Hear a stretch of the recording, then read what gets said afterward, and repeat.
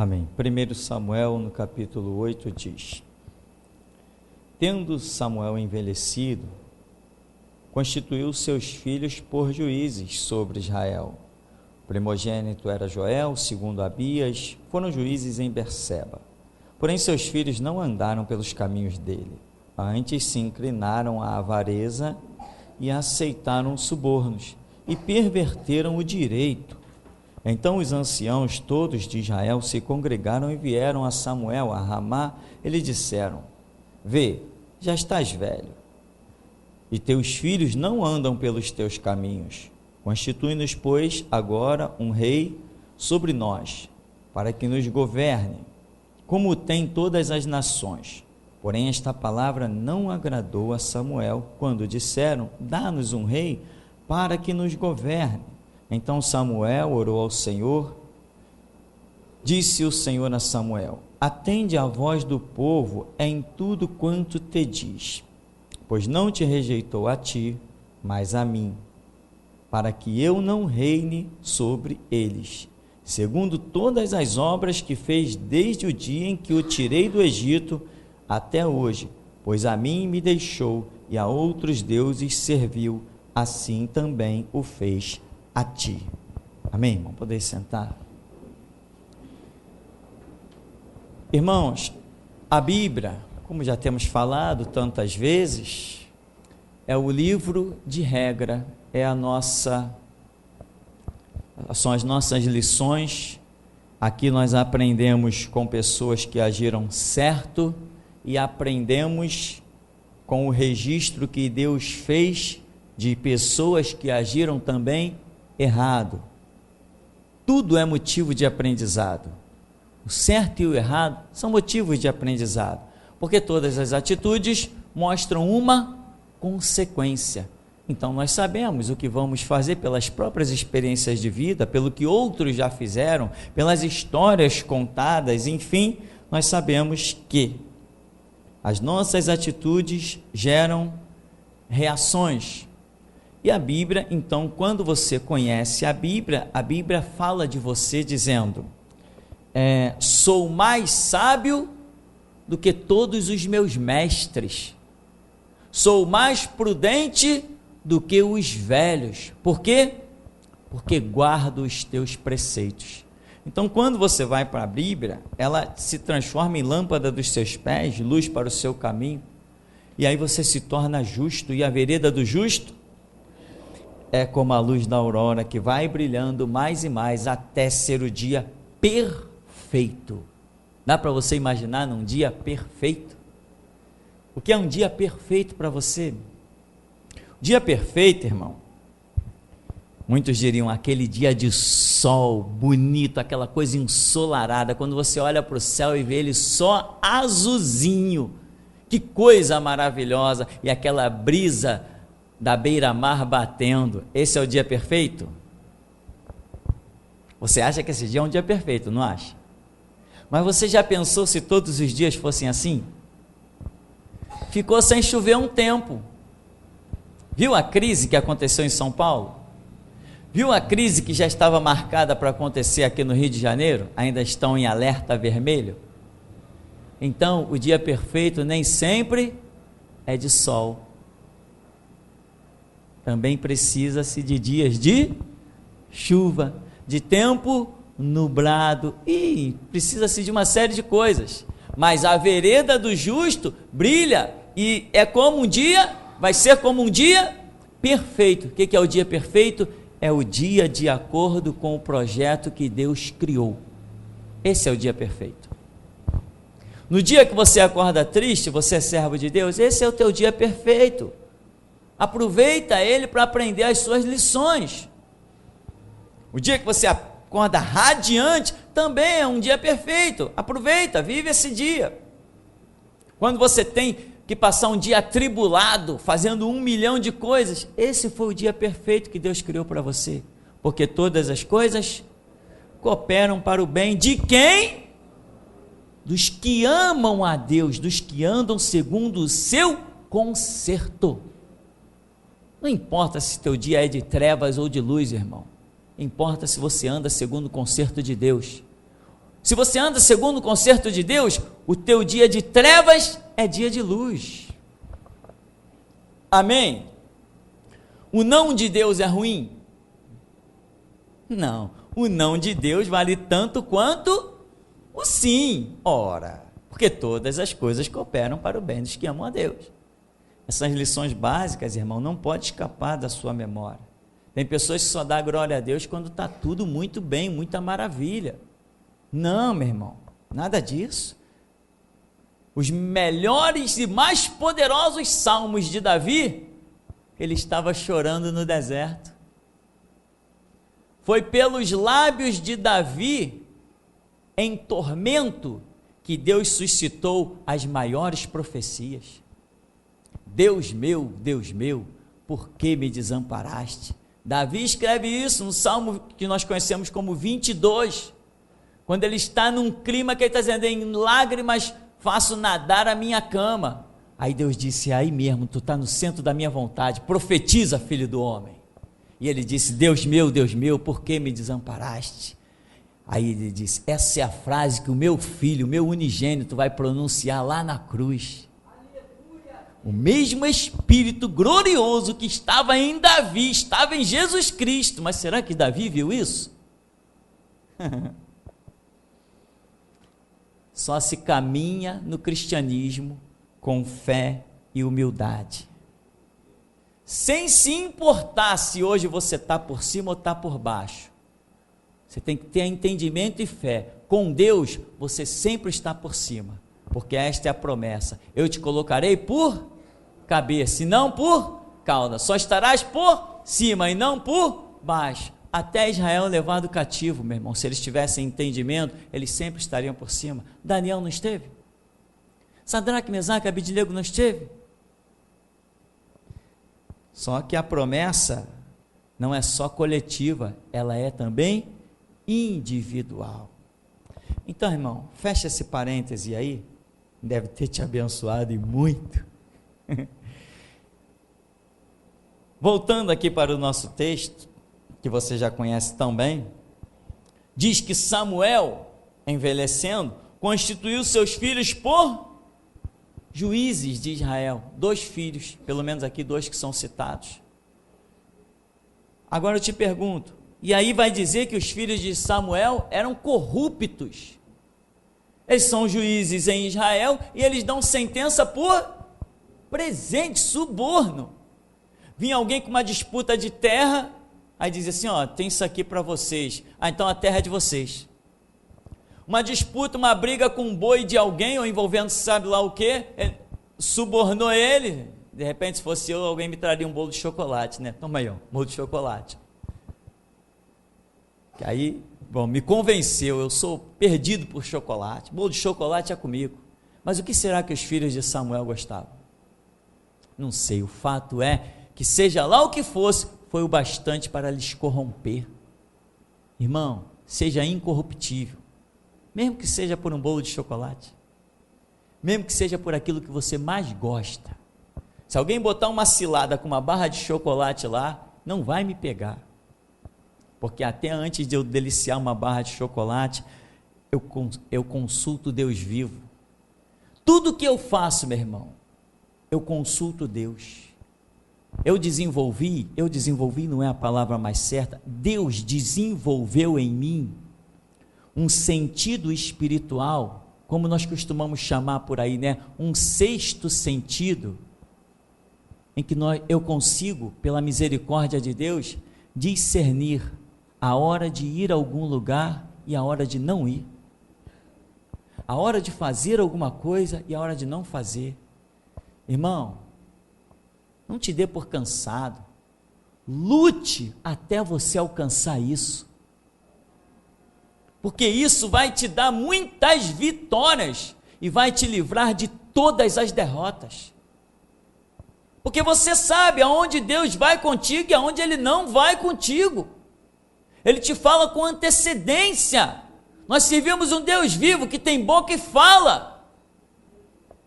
Mas tem pessoas que não estão aí, a vida delas é entrar na igreja e sair e voltar para sua casa, não tem vida com Deus. E aí fica, que eu sonhei, que eu tive visão, que eu sonhei, meu irmão, para de conversa fiada. Sonhos e visões, mas quando se olha para a sua vida, só se vê você fazendo besteira. Faça-me um favor, joga as suas visões e seus sonhos na lata do lixo, que não está prestando para nada. Tem que ter vida com Deus, tem que ter os sinais de Deus na sua vida. Você acha que a força de Sansão era constante? Não, a Bíblia diz que não era constante, mas ele tinha um sinal. Quando ele sentia aquele sinal, ele partia contra os exércitos. E tem gente pensando que é forte o tempo todo. Você só é forte, meu irmão, quando Cristo te fortalece. Tem que ter sinais de Deus. Quando todo mundo está falando, e parece até que você está ouvindo todo mundo, mas esses ouvidos já foram fechados, você está aberto a ouvir aqui de dentro do teu peito, ouvindo e discernindo a voz de Deus, quando Ele diz faz, não faz, age, não age, vai, não vai. Quando Ele te manda aí, os exércitos todos se ajoelham diante dos teus pés, meu irmão, porque Ele está na tua vida, fundido com teu espírito. Eu vou te perguntar uma coisa, quando Samuel ungiu seus filhos como juiz, os seus filhos eram corruptos? Não, se fossem corruptos, ele não teria ungido eles como rei. Mas ele ungiu os seus filhos como rei, eles eram chamados por Deus, senão Deus teria dito para Samuel a mesma coisa que disse na casa de Jessé. Jessé, ô Samuel, eu não escolhi esse Abinadab aí, esse bonitão, eu não vejo como vê o homem, eu não escolhi esse. Teria dito, na hora que Samuel foi colocar os seus filhos como rei, Deus diria a mesma coisa, deixaria uma palavra de repreensão. Samuel, eu não escolhi os teus filhos como rei, não, como juiz em Berseba. Mas se a Bíblia não mostra nenhuma repreensão, então, quando Samuel colocou os seus filhos como juízes, os seus filhos eram íntegros. Então aprenda essa lição, meu irmão, mais essa lição nessa manhã. Nem todos que são chamados como santos permanecem santos. Amém? Nem todos que são chamados como justos permanecem justos. Nem todos que Deus põe, Ele sustenta. Por quê? Porque Ele é fiel à sua palavra, e Ele sustenta aquele que permanece fiel a ela. Quando Samuel colocou os seus filhos naquele cargo importantíssimo, um cargo inclusive de ficar rico, que era um cargo remunerado pela nação, a nação precisa de líder, todo grupo precisa de líder, senão não dá em nada. Lembra das grandes passeatas que tivemos aí no Rio de Janeiro? Eu não falei aqui, não está gravado aí, que eu falei, irmão, isso não vai dar em nada, sabe por quê? Porque não tem liderança. Fizeram um estardalhaço por causa de 20 centavos, passou aquele movimento, o governo veio e aumentou 40 centavos, aumentou o dobro, tapa na cara de todo mundo. Cadê a população que voltou? Não tinha liderança, meu irmão. Você está pensando que o governo tem medo do povo? O governo tem medo é de líder, meu irmão. O governo não tem medo nenhum do povo, o povo não é nada, o povo não tem força nenhuma, o que tem força é uma liderança. A força de um povo está no seu líder, sem líder ninguém faz nada. Você sabia disso ou não? Vai ler uns livrinhos de história, meu irmão, que você vai ver que povo nunca fez nada, todo movimento que puxou o povo tinha um líder, todo mundo. O Brasil, o gigante acordou, disse, o gigante acordou, mas vai dormir de novo. Sabe por quê? Porque não tem líder. E eu aprendi com a Bíblia que sem líder nenhuma causa se sustenta. Por acaso, quando Saddam Hussein comandou o seu exército e os Estados Unidos empreendeu para matar Saddam Hussein, o mundo todo queria Saddam Hussein morto. Ninguém se preocupou em ir contra o exército de Saddam Hussein, ninguém se preocupou em exterminar a nação, ninguém se preocupou com isso. Eles criaram equipes especiais, o alvo era matar quem? O líder. Porque o problema todo está na cabeça do líder, o problema ou a solução. Esses homens, filhos de Samuel, eram ricos, mas nem assim, eles pareciam funcionários da Petrobras. Quanto mais ganha, mais quer ganhar. Irmão, esses dias eu ouvi aí de um roubo que aconteceu desde que o PT assumiu o governo. Meu irmão, o rombo que o PT causou na nação está chegando a mais de 11 trilhões de reais. 11 trilhões de reais desde que o PT assumiu o poder. Isso que foi catalogado com documento que saiu na televisão. 11 trilhões, sem contar o que ninguém viu. Não tem hospital, claro, os caras roubam tudo. Quanto que aumentou a nossa conta de luz? 50% tivemos de aumento. Há um mês atrás, 20 e pouco, agora mais não sei o que, 30 e pouco. Em 2, 3 meses, 50% de aumento na energia elétrica. A nação está sem dinheiro, é claro, a nação é comandada por ladrão. Se fosse comandada por gente de dignidade, teria dinheiro sobrando, ninguém teria fome no Brasil. Mas os caras chegam ao ponto de roubar 11 trilhões. Aonde que eles metem tanto dinheiro? Eu sei. Paraíso fiscal nas contas da Suíça. Agora foi descoberto conta também, sabe aonde? Nos bancos dos Estados Unidos. Contas completamente ilegal. Mas o que interessa? O banqueiro quer dinheiro. E os próprios banqueiros dos Estados Unidos acobertando os brasileiros, os políticos, ricos, trilionários, ladrões, que levam o dinheiro lá para fora. Foi descoberto isso.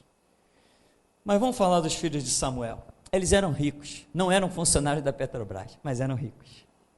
Não eram políticos, mas eram ricos. Eles tinham um cargo importantíssimo.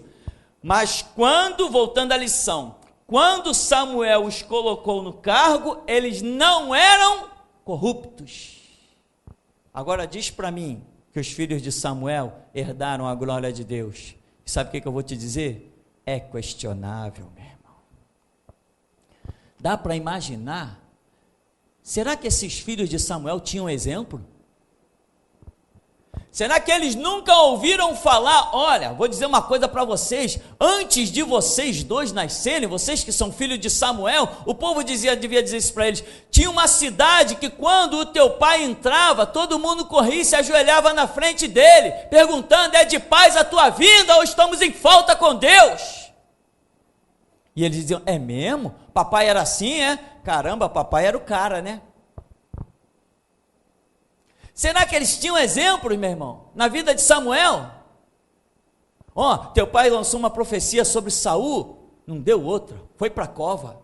Teu pai ungiu Davi como rei, olha a história do rei Davi, não deu outra.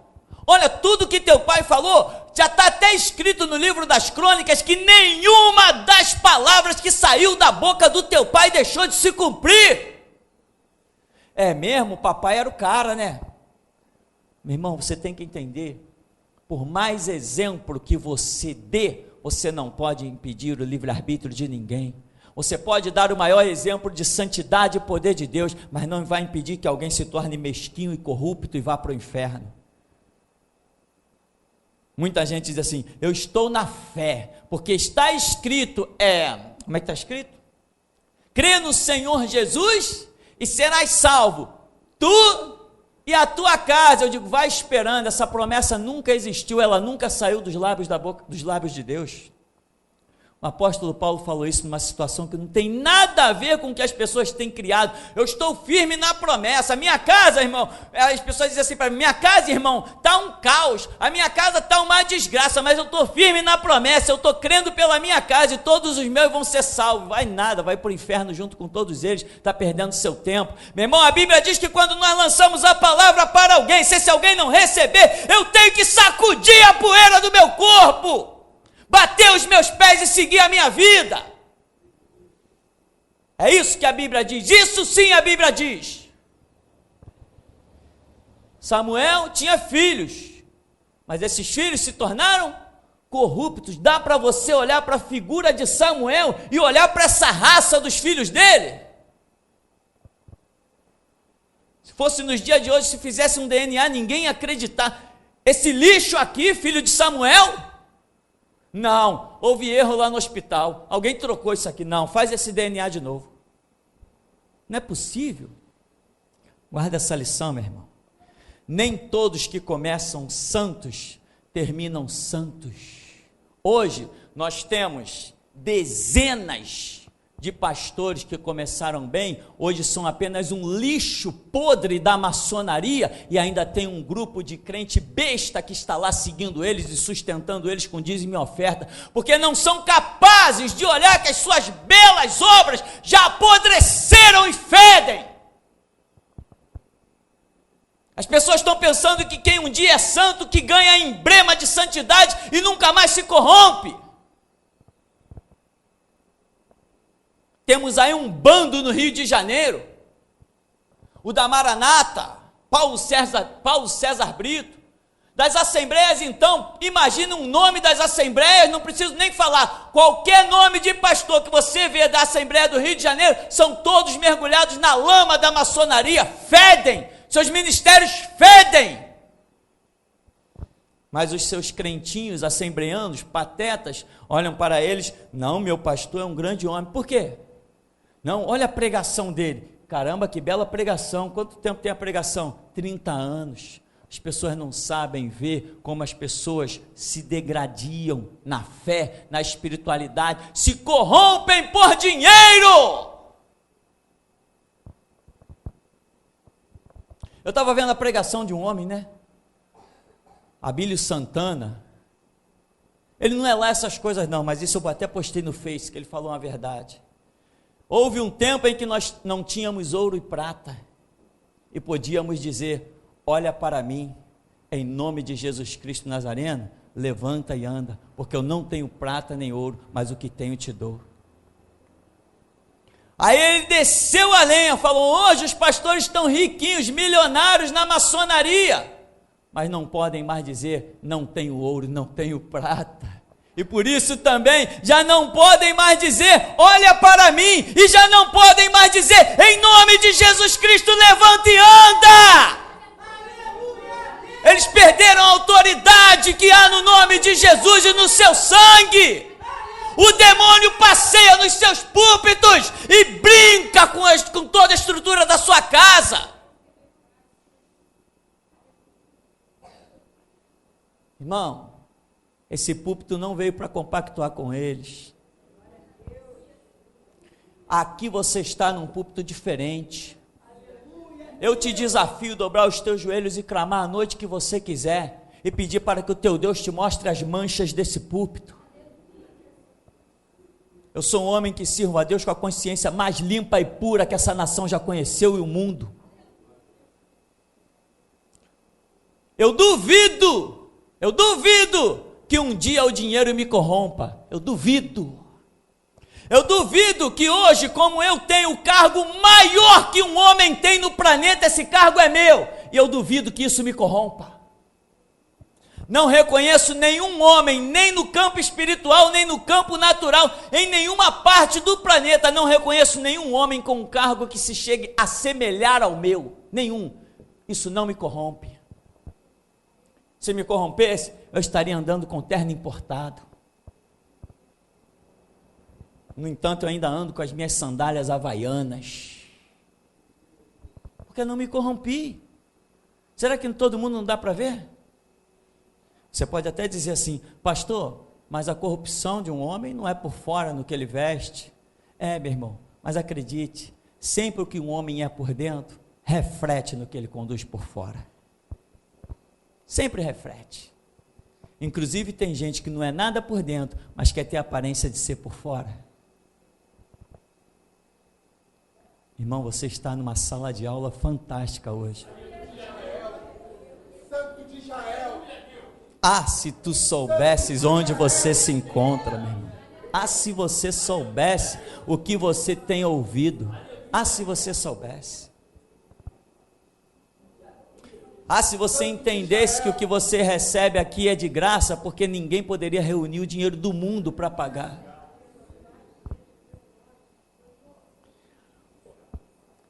Os filhos de Samuel, se Samuel expôs, é porque Samuel olhou para eles, orou, Deus aprovou, mas a vereda deles não foi vereda de justo que foi brilhando até a luz da aurora. A vereda deles foi apagando até as negruras do inferno. Aquele que está de pé, cuide para que não caia. Verso 4.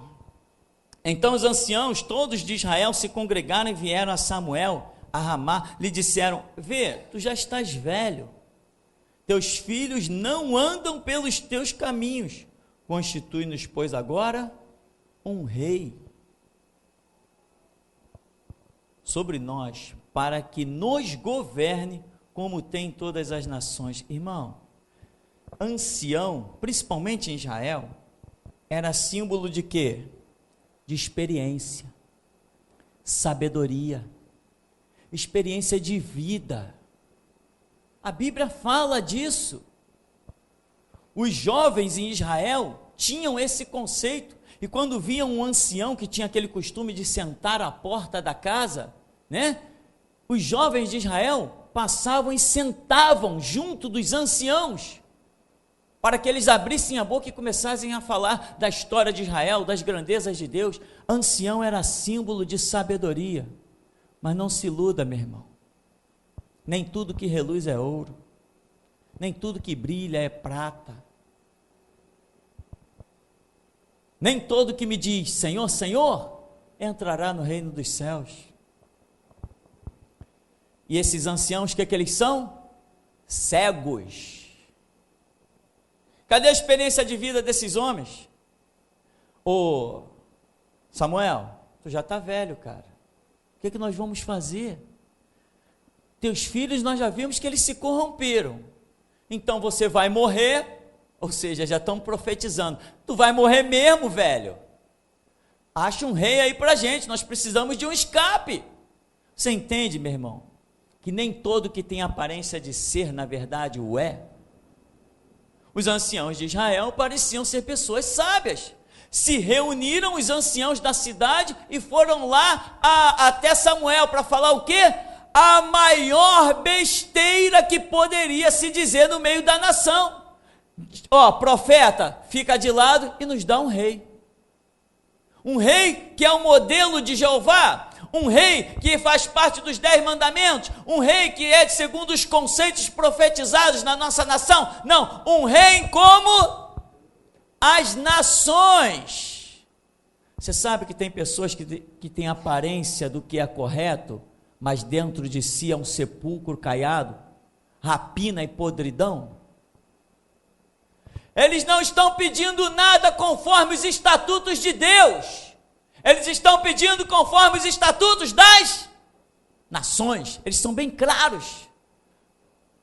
Seria hoje o quê? Quando nós falamos Bíblia sim, Constituição não, os crentes patetas, isso é radicalismo. Vocês estão querendo fazer o quê? Criar um Estado teocrático?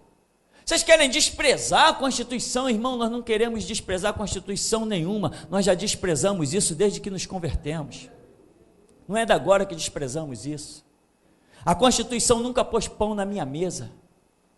A Constituição nunca me libertou das possessões das trevas. A Constituição nunca me curou das minhas enfermidades, dos meus males. Eu desprezo isso tanto que eu nunca li aquele negócio. Agora, todos os dias eu medito nessa palavra aqui. Aquilo para mim não significa nada. Essa aqui, se eu puder, eu dou a minha vida por ela. Aquela lá eu lanço no fogo, para que seja destruído. Lei de homem para mim não tem significado absolutamente nenhum. Mas o que acontece? Alguns crentes hoje têm esse comportamento. Eles não querem coisas segundo o padrão de Deus, como nós dizemos. Bíblia, sim, é o padrão de Deus. Constituição, que é o padrão dos homens, não. E ponto final. Aí os crentes vêm e dizem assim, não, vocês são muito radical. Como é que o mundo vai sobreviver sem Constituição? Você acha que um crente desse vai entrar pelos portais da eternidade? Como? Se ele não entende que a lei que tem que reger o mundo é a lei de Deus. Nem isso o camarada não entende. Aí é o que o povo de Israel, os sábios, os ilustres anciãos fizeram aqui. Dá-nos um rei, põe um governo de um rei sobre nós, como tem todas as nações, porque você já está velho. Grande experiência dos anciãos. Guarda mais essa lição, meu irmão. A Bíblia diz: sou mais prudente do que os velhos, porque guarda a tua palavra. Sou mais sábio do que os velhos. Sabe, o que nos dá a verdadeira experiência de vida são os ensinamentos de Cristo Jesus. Cada página dessa que você aprende as lições é como se você tivesse completado 10 anos. Duvido que você adivinhe a minha idade, meu irmão. Quantos anos eu tenho? Você não tem como calcular a minha idade. Eu tenho milhares de anos. Eu tenho milhares de anos, meu irmão. Eu tenho milhares de anos. O meu corpo pode ter 48, mas a experiência que tem dentro do meu espírito é de milhares de anos.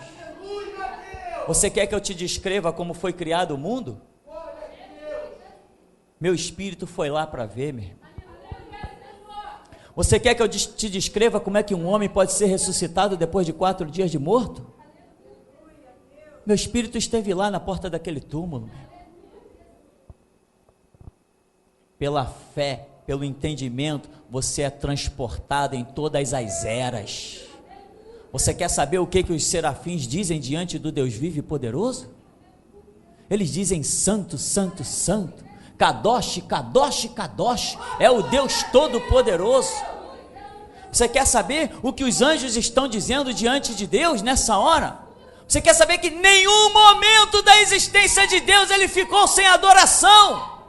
Mas pastor, houve um tempo que não existiram os anjos. Eu sei, mas o meu espírito te diz: ainda antes que houvessem anjos, os céus manifestam a glória de Deus e o firmamento anuncia as obras das suas mãos. Diz qual é a minha idade.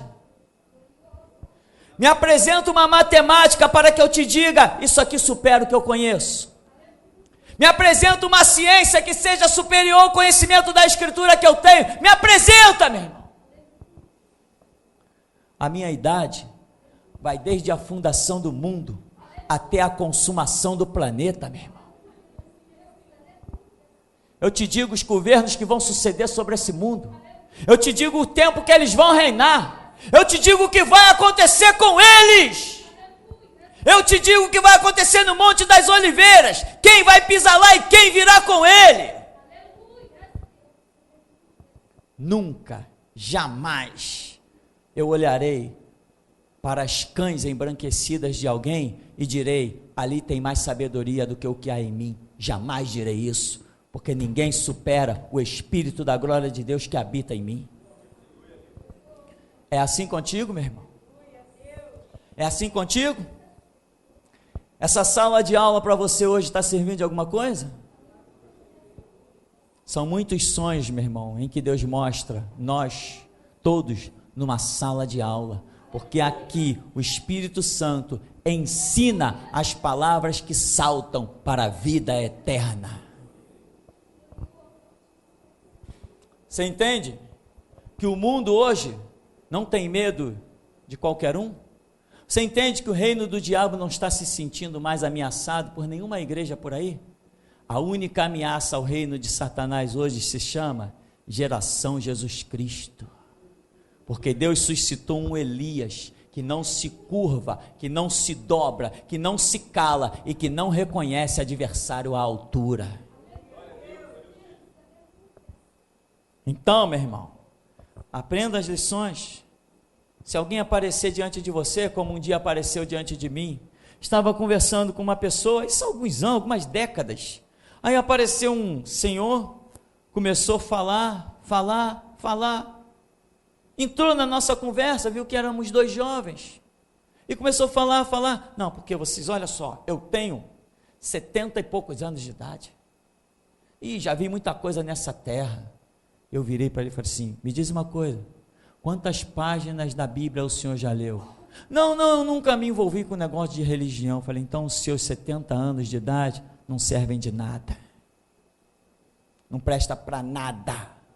O senhor pode ser um bom ferreiro, um bom profissional, mas o seu caminho é caminho de morte. É exatamente assim que eu penso. Não interessa se a pessoa vai chegar para mim e cantar música de Raul Seixas. Eu nasci há 10 mil anos atrás, isso a mim não me interessa, meu irmão. Quantas páginas da Bíblia você conhece? Nenhuma? Então teus anos para mim são 0. A palavra não agradou a Samuel, dá-nos um rei. Mas Samuel era um homem experiente. Essa palavra, já vi que essa palavra não é boa. Tem problema nessa palavra. Irmão, aprenda uma lição de um homem espiritual. Mesmo sabendo que a palavra não é boa, que tem problema, como vai se confirmar, ele ainda assim diz o quê? O que ele foi fazer? Foi orar. Meu irmão, mesmo que você discirna as coisas sabendo que não é boa, saiba que a última palavra tem que vir dos lábios do Senhor. Não adianta você dizer, sou sábio, eu sei, eu estou vendo, eu estou discernindo, isso aí vai dar problema, isso não vai dar em nada. Ele poderia chegar para o povo de Israel e dizer assim, não, essa palavra aí não, Deus jamais vai compactuar com um negócio desse aí, eu nunca vou ungir para vocês um rei, dá licença. Mas qual era o projeto de Deus? Realmente, Samuel, você está certo, a palavra deles é ridícula, eles estão rejeitando você, a mim, estão rejeitando todo o ministério dos profetas, estão rejeitando tudo, mas dá um rei para eles. E aí, irmão, quem poderia imaginar que Deus daria para o povo aquilo que ele não aprova? Sabe uma lição poderosa, meu irmão? Cuidado com as suas obstinações. Nem tudo que chega à sua mão pode ser pela graça de Deus. Nem tudo que vem nas suas mãos é graça de Deus. Pode ser castigo dele. Sabe que Deus pode, tu se obstina a rejeitar o Senhor? E como que diz a Bíblia? Porque rejeitaste o amor da verdade para se salvar, Deus lhes permitirá a operação do erro. Essa sala de aula hoje está muito boa, irmão. Essa sala de aula hoje está uma maravilha. Eu estou aprendendo muito, não sei você, mas eu estou aprendendo bastante. Então, meu irmão, ainda que Deus tenha rejeitado a atitude do povo, liderado pelos anciãos, Deus ainda assim satisfez o desejo dos seus corações. Dá para você imaginar uma coisa dessa? Sabe quando a pessoa se obstina assim, não, que eu vou conquistar, isso a gente vê muito na Universal, né? Naquele templo de Satanás. Eu estou no projeto, eu estou no propósito, eu vou conquistar. Agora eles estão distribuindo num tal templo de Satanás, que eles chamam de Salomão, estão distribuindo uma tal de água que veio do Rio Jordão. Primeiro, a água é cristalina. Se tivesse vindo do Rio Jordão, teria que ser amarelada, porque a água do Rio Jordão é lama. É um rio que corta o deserto. É lama. Tanto que Naamã não quis nem mergulhar lá. Falou, que isso? Eu vou mergulhar nesse rio? Mas lá no Egito tem rio muito melhor, muito mais claro, eu vou mergulhar nessa lama. Lama mesmo, meu irmão. Aí agora tem uma multidão, milhares sendo enganados com a água consagrada que vai ser distribuída no templo de Salomão, acrescento eu, de Satanás, porque é isso que o povo da Universal serve, ao diabo, e alguns são tão contumazes, que nem você lutando para libertar a turma, eles não querem libertação, eles querem morrer no engano. Então o que acontece? Tem gente que, eu estou no projeto, eu estou no propósito, não, ninguém me tira, meu irmão, vamos orar, não, que orar nada, eu já determinei, eu já bati o pé, irmão, observa aqui a escritura, que escritura nada, Deus olha, ah é? Então tu quer? Então tá bom, eu vou te dar. Vocês querem Saul? Tá bom, aí está Saul, anos depois lá na frente, milhares de israelitas caíram pela espada dos inimigos, milhares de israelitas caíram pela espada dos inimigos, crianças foram cortadas no meio, mulheres atravessadas, cidades destruídas em boa parte dela, um caos em Israel. Por quê? Eles queriam um rei, como tem todas as nações. Então toma. Dá para aprender essa lição, meu irmão? Que a sua obstinação, o seu desejo é o que menos interessa. Para nós o que tem que reinar e governar é a vontade de Deus. Já aprendemos essa lição? Se já aprendemos, irmão, que venham, quem quiser vir, porque nós vamos ficar de pé. Agora, se você se obstinar, meu irmão, a sua vida vai ser cruel, irmão. Sua vida vai ser triste. E tem pessoas que se obstinam, realmente se obstinam. Dizem, eu vou conquistar.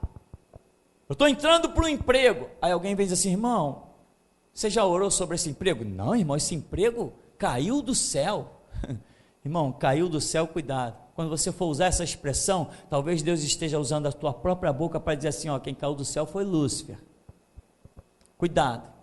Negócio de caiu do céu. Não, irmão, esse emprego é a minha cara. É o que eu sempre quis. É o que eu sempre desejei. É mesmo, eles quiseram um rei. Receberam um rei e conseguiram depois do rei milhares de sepulturas em Israel.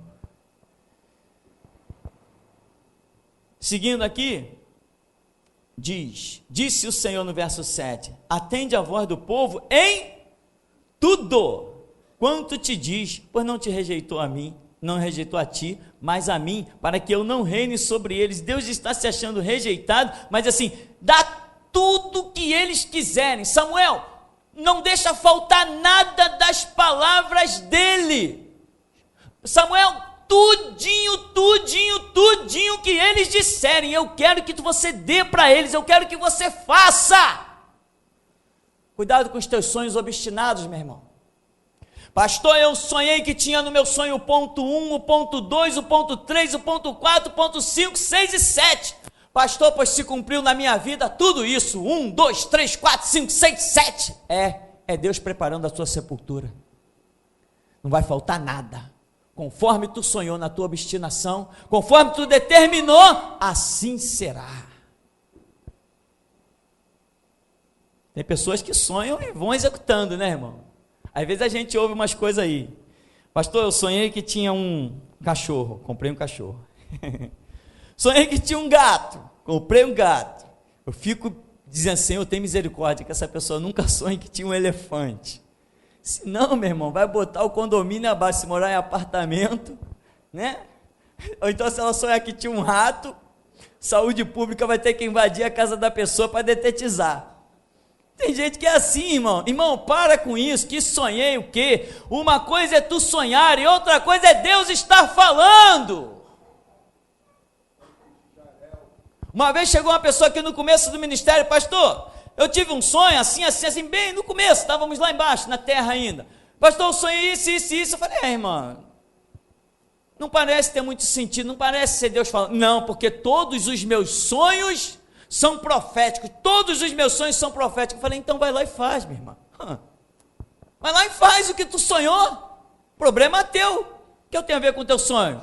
De repente, quando tu estava sonhando e dormindo, eu devia até estar acordado. Não tenho nada a ver com a vida de ninguém. Samuel discerniu a situação, mas aquele povo estava disposto a ouvi-lo? Estava nada, meu irmão. Estava nada. Outro erro dos anciãos, meu irmão, que eu quero frisar para você, é que eles olham para Samuel e dizem assim, tu está velho, quando você morrer, que vai ser de nós? Será que nessa manhã aqui, tem alguém que está tão familiarizado com o ministério? Tem alguém que se sente tão feliz com a minha vida? Por que eu digo isso? Porque quando eu fui em ministérios em que eu vi grandes homens de Deus, eu sentia felicidade na vida deles. Eu dizia, meu pai, graças a Deus porque esse homem vive. Graças a Deus porque ele prega essas coisas, eu estou aprendendo com eles. Graças a Deus pelo aquele profeta, eu fui curado da garganta, do ouvido, do nariz, eu fui curado do pulmão, graças a Deus, meu pai. Então, meu irmão, mas veja bem, e se o profeta morrer? Meu irmão, se o profeta morrer, Deus ainda vive. Se eu morrer, meu irmão, o Espírito da glória de Deus que está em ti é eterno. O que fizeram os cegos anciãos de Israel, tu vai morrer, cara. O que vai ser de nós? Porque a tua esperança está em mim? ou no Deus que eu te ensinei a conhecer? A tua esperança está na minha palavra, ou será que eu prego verdadeiramente Bíblia, a palavra de Deus, meu irmão? Onde está a tua confiança? Onde está a tua esperança? Se eu, meu irmão, te guiasse a mim, você não seria nada, mas se eu te guio a Deus, tu serás uma glória. Mas o povo de Israel, os anciãos, tu é um velho, se fosse nos dias de hoje, né? Tu é um velho coroco, tu é um coroa, já era, cara, tu vai morrer e o que vai ser de nós? Então quando Deus diz assim, eles não te rejeitaram, Samuel, eles rejeitaram a mim, porque desde que eu libertei essa raça do Egito, tudo que eles fizeram, Samuel, foi lutar contra mim. Sabe, irmão, que tem gente que tem capa de santidade, tem cabelo grisalho de ancião, tem aparência do que é bom, mas toda a sua vida é de uma história de desgraça e derrota. E muitas vezes, vamos falar bem claro, muitas vezes está no meio do cristianismo, no meio da igreja, está realmente ali unido, parece que é tudo joio ou tudo trigo, quando você olha, totalmente igualzinho, ninguém tira nem põe nada. Aí Deus olha para Samuel e diz assim, Samuel, eles não são assim agora não, Samuel, desde que eu tirei esse povo do Egito, toda a atitude deles é em me rejeitar. Samuel, tem uma notícia para você, nem você, que é um profeta, com quem eu falo tanto, nem você discerniu isso nesse povo. Amém, meu irmão? Ou seja, nós, homens, não discernimos tudo, somente sabemos aquilo que o Senhor nos mostra. Por isso, cada dia que temos de vida, cada passo pode ser um abismo sem volta.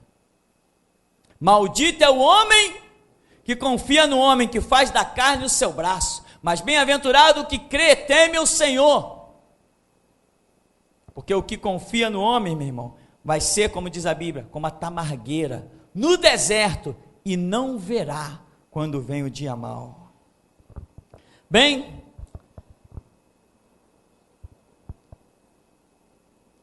para concluirmos um pouco, né? Referiu, no verso 10, Samuel, todas as palavras do Senhor ao povo, que lhe pedia um rei. E aí diz assim, este será o direito do rei que houver de reinar sobre vós.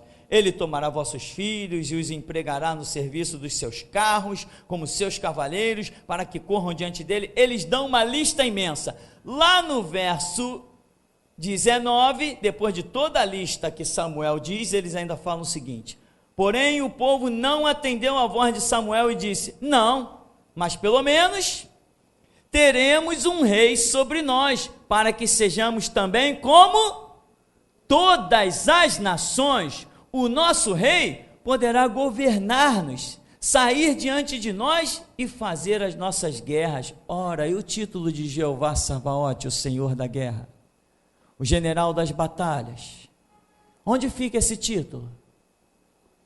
Aqui, meu irmão, Israel, estamos lidando com um povo que anda por vista e não por fé, mas sobre nós tem que ficar a palavra do profeta Abacuque, ainda que a videira não floresça, não haja fruto na vide, o produto da oliveira minta, nos campos a malhada sejam arrebatadas, não hajam vacas nos currais, todavia eu me alegrarei no Senhor e exultarei no Deus da minha salvação. Irmão, aguce o teu olhar para que você consiga enxergar além de tudo que é natural e contemple o que é espiritual. Amém? Até aqui nos tem ajudado, Senhor.